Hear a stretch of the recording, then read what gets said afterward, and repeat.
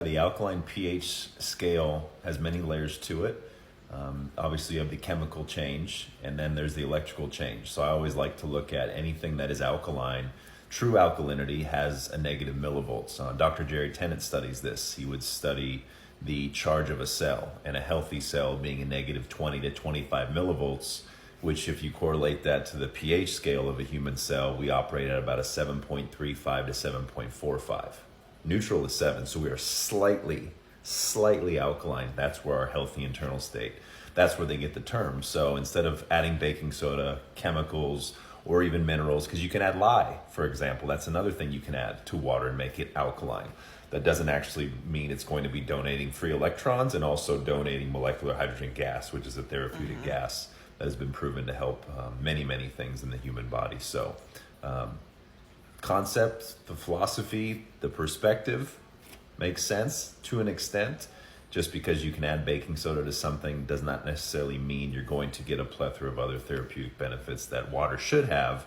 That's where you are entering a whole different kind of sphere with electrolyte reduced water, full of free electrons, a negative millivolt charge, and also molecular hydrogen gas, which is dissolvable into the water.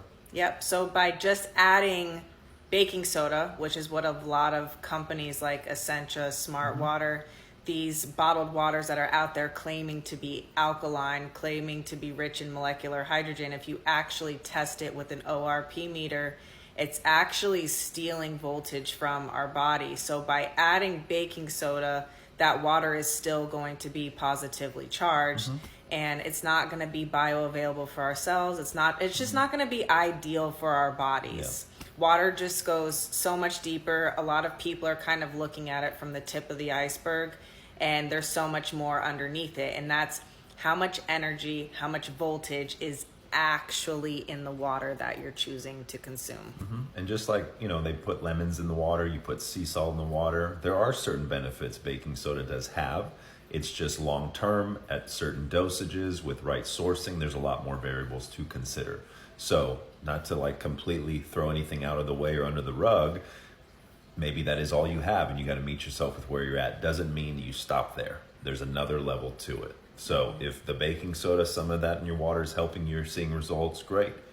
Just make sure you research the effects of long term, where that's coming from, how it's impacting the body, what it's doing to your health, what it's doing to your arteries, what it's doing to the system, and then also what you can do next to enhance it. Because just like anything, if you feel called that baking soda helps you so much, you can sprinkle a little bit in your ERW if that resonates. Most people realize, though, once they start drinking the right kind of water, they don't need a lot of the things they think they've been needing for a while. Really good.